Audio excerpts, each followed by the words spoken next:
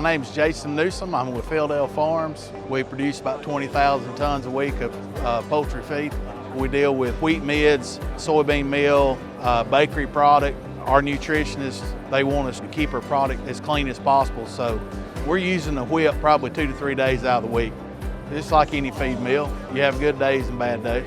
We actually had some hot feed that got in a loadout bin, about 368,000 pounds, and we were able to drill through it and then use the BinWhip to get it back flowing and do the total clean out ourselves. We didn't have to bring any outside crews in. As far as the savings, well, in less than a year, we saved enough money to pay for both systems, the BinWhip and the drill. Pneumat has been one of the best companies I've worked with in a long time. They were very quick to help us get everything ordered. Everything was packaged great. Matter of fact, we have 2 mills and we're looking at purchasing another whip.